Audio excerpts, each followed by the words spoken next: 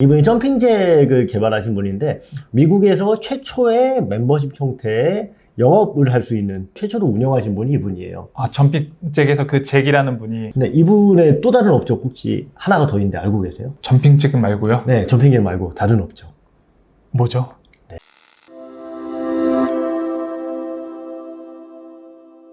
안녕하세요.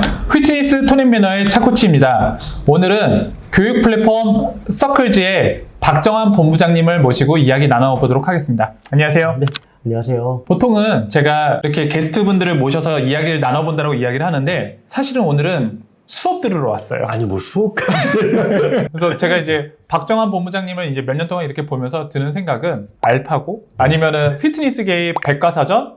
그래서 뭘로 정의 내려야 할지는 모르겠는데 대단하세요. 너무 과한 칭찬이시고요. 사실은 같은 일을 하는 사람들이 좀 많이 없다 보니까 좀 그렇게 보이기만 하는 것 같아요. 실제로는 사실 아직 해야 될 것도 많고요. 네. 네, 그래서 잘 모르시는 분들이 계실 것 같아서 간단한 소개 부탁드릴게요. 네. 안녕하십니까. 저는 그 서클즈에서 본부장을 맡고 있는 박정환이라고 합니다. 저희 서클즈는 매년 슈퍼엑스와 함께 열리는 컨퍼런스 알고 계시죠? 네. 이 컨퍼런스 규모가 뭐 아시아에선 두 번째 규모고요. 저희 이 서클즈를 통해서 여러 피트니스 전문가 여러분들, 그리고 이 피트니스 산업에서 관심이 많으신 분들이 많이 모이시고 지식을 나누는 이런 장들을 열고 있습니다.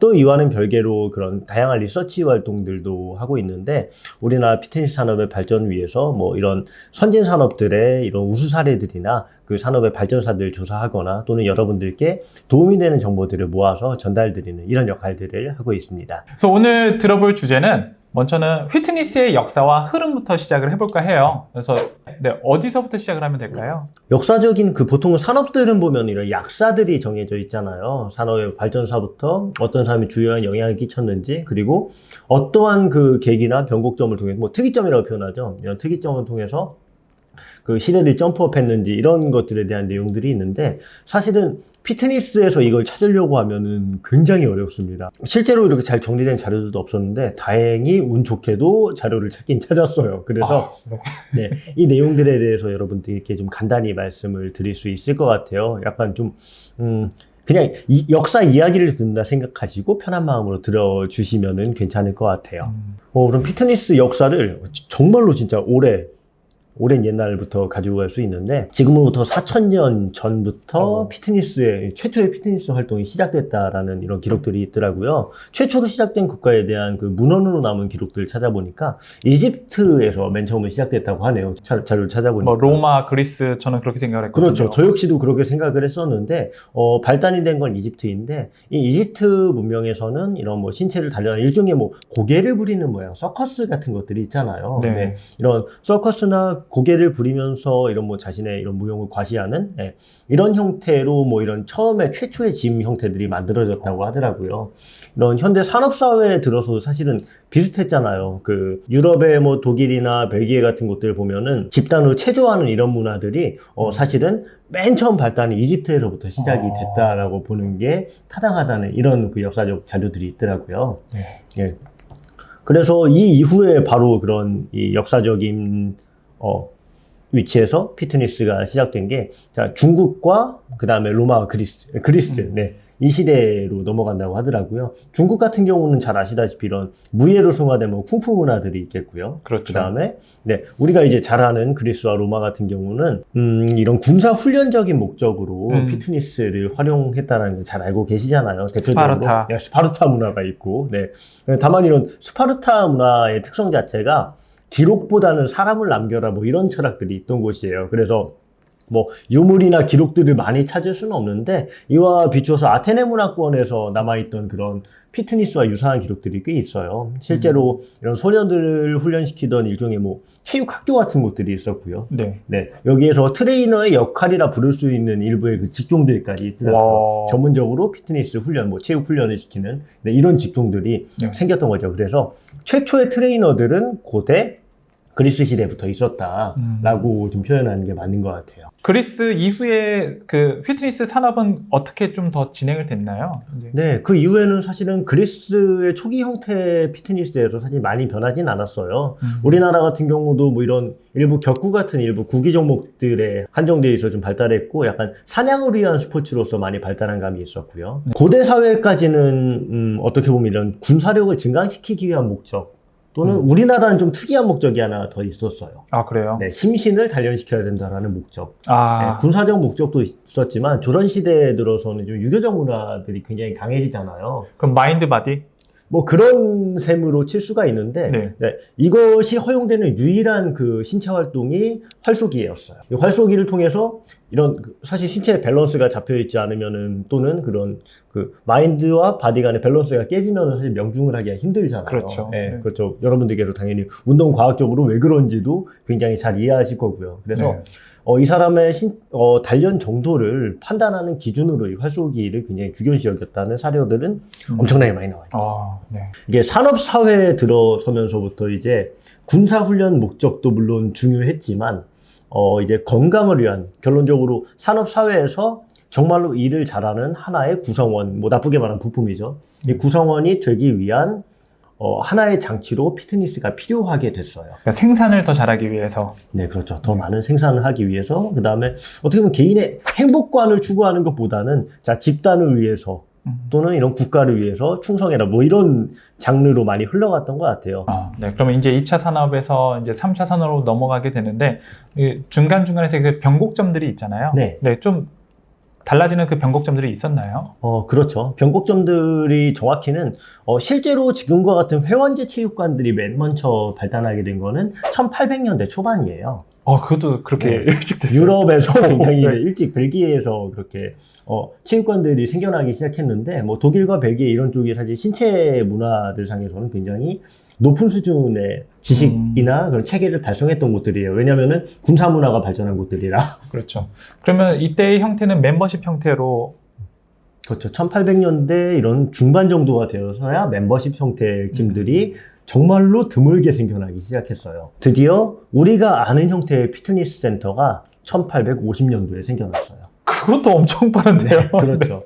네, 우리가 피트니스 센터 그러면은 원조가 누구야? 그러면 막 미국이야 뭐 어디 아니야? 골드짐 아니야? 미국 아닌가요? 생각했잖아요. 네. 골드짐은 1965년에 개업을 했습니다. 아, 네. 100년도 훨씬 더 차이가 있네요. YMCA가 원조예요. 영국과 미국에서 1850년에 이렇게 영업을 시작하기 시작했대요. 아, YMCA가 원조거든요. 네, 그렇죠. 뭐 실질적으로 보디빌딩이라는 스포츠를 보급시킨 곳도 사실 YMCA이거든요. 네.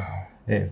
지금은 좀 변질된 바도 있지만 YMCA의 본래 목적에 따라서 건강한 신체를 만들기 위한 그 훈련 방법의 일환으로 굉장히 많이 보급을 했는데 우리가 사실은 피트니스에 대해 배우고 추구할 때는 이런 약간 보디빌딩 매니아들의 시각에서 봤을 땐 조 웨이더 이러잖아요. 그렇죠. 조 웨이더. 조 웨이더, 유진센도 이런 계보를 따라가잖아요. 근데 그렇죠. 실제로 이런 발명의 계보에서 실제 대중들에게 파급력을 높였던 거는 YMCA의 영향이 지대했다는 거죠. 네.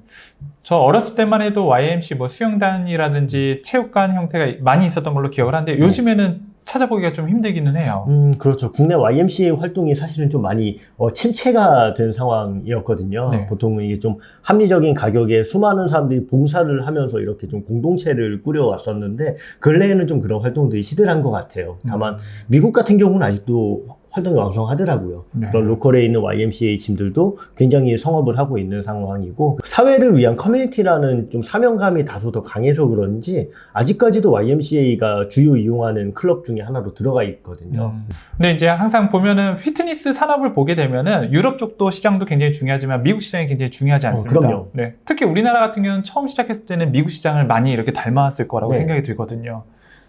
그럼 미국 시장도 좀 더 자세히 좀 부탁을 드려도 될까요? 네. 미국 시장에 대해서 보면은 이제 아까 산업혁명 시대를 지나서 이제 좀 군사적인 그런 색깔이 빠지기 시작한 게 이 체인형 피트니스 센터들이 등장하면서부터예요. 우리 혹시 점핑잭을 만든 사람이 누군지 아세요? 이름이 잭입니까? 네, 잭이에요. 네. 잭 롤레인이라는 분인데 이분이 점핑잭을 개발하신 분인데 미국에서 최초의 멤버십 형태의 영업을 할 수 있는 그러니까 외부로 잘 알려진 체육관을 최초로 운영하신 분이 이분이에요. 아, 점핑잭에서 그 잭이라는 분이. 네, 점핑잭을 만드신 그분이 그분이. 네, 제대로 된 피트니스 체육관을 최초로 운영했다고 와. 보는 게 좀 타당할 것 같아요. 네. 네, 현재 형태의 그것에. 네. 근데 이분의 또 다른 업적 혹시 하나가 더 있는데 알고 계세요? 점핑잭 말고요. 네, 점핑잭 말고 다른 업적. 뭐죠? 네, 이분이 스미스 머신을 발명하신 분입니다. 네, 아. 스미스 씨인 줄 알았는데 스미스 씨가 아니었더라고요. 아, 그럼 스미스 잭은 아니시고요. 그러면 이미 이 피트니스 체육관을 잭이라는 분이 이제 만들기 시작하셨고, 그때부터 기구라는 거를 만드신 거네요. 네, 근데 기구 자체가 보급된 건 사실은 한 1950년대, 60년대 사이에 그렇게 좀 많이 됐다고 보시는 게 맞을 것 같아요. 이 당시에 붐업이 됐던 기구 업체가 이 노틸러스라는 업체거든요. 아, 노틸러스 12종 세트. 네, 맞아요. 네. 네네. 그런 식의 어떻게 보면은 그 피트니스 센터에 들어가는 표준 규격을 완성해서 점차 그 산업화된, 규격화된 피트니스를 만들기 시작한 게 노틸러스가 그런 세트를 출시하면서부터 좀 만들어진 이런 모델이거든요. 그러면 그 전에서의 피트니스 체육관에서의 모습들은 어떻게 보면 코치들의 역할이 굉장히 중요했다고 생각을 하면은 이 노틸러스 회사에서의 이런 기구들이 탄생을 하면서부터 피트니스 시설업이 발전됐다라고 봐도 될까요? 그렇죠. 붐업이 되는 데는 지대한 영향을 끼친 건 맞거든요. 물론 획일화시켰다. 또는 그렇죠. 아직도 크게 변하지가 않았으니까요. 그렇죠. 사실 그 당시의 모델하고 1940년대, 50년대 이 노틸러스의 모델하고 지금 우리가 흔히 퍼블릭이라고 말하는 피트니스 센터 모델이 그렇게 달라진 게 없거든요, 사실. 그렇죠. 그 12개 세트에서 크게 달라지지 않고 대신 이제 느낌? 네. 느낌 정도, 중량 정도 차이 정도? 이 변화에 대해서는 사실은 그 산업 전체 인더스트리얼한 측면에서 보자면은 긍정적으로 평가하는 게 맞다고 생각하기는 해요. 왜냐면은 다소 진입장벽이 있던 뭐 기존의 체조나 피트니스들을 진입장벽을 굉장히 낮춰서 누구든 운동할 수 있는 형태로 만들었거든요. 때문에 산업화가 되는 데는 사실 지대한 공헌을 했는데 물론 머신으로 모든 걸 해결할 수 있다라는 좀 만능주의를 역설하기도 했거든요. 그리고 이제 그 모델로 인해서 지금 전 세계적으로 많이 퍼졌죠. 네, 이런 그렇죠. 피트니스 산업 자체가 네. 크게 성공을 했죠. 맞습니다. 그래서 이런 그 노틸러스 시대 한 60, 70년대를 지나가면은 아까 골드짐이 1965년에 이런 첫 지점 오픈했다고 말씀드렸잖아요. 네. 그래서 브랜드화된 피트니스 센터가 1980년대가 되면은 엄청나게 호황을 맞게 돼요. 네. 그래서 이런 호황을 맞게 되고 피트니스에서 붐업이 일어나 우리나라 한 2000년대 초반쯤에 보면 붐업이 많이 일었잖아요. 그렇죠. 몸짱붐이나 이런 것들 네. 때문에 딱 그 시기가 미국의 1980년대라고 보시면 돼요. 20년 정도 차이가 나는 네, 거군요. 20년 정도 그런 트렌드 차이가 났던 산업적으로 한 20년 정도의 시차가 네. 나는 게 맞다고 보는 것 같아요. 지금은. 그러면 그 20년 전에 호황을 누렸던 이제 골드짐이라든지 이제 다른 브랜드 피트니스들은 지금 모습들은 어떻게 변했나요? 네, 지금 모습들은 사실은 대부분의 피트니스 센터들이 그때 상황과는 굉장히 많이 달라졌어요.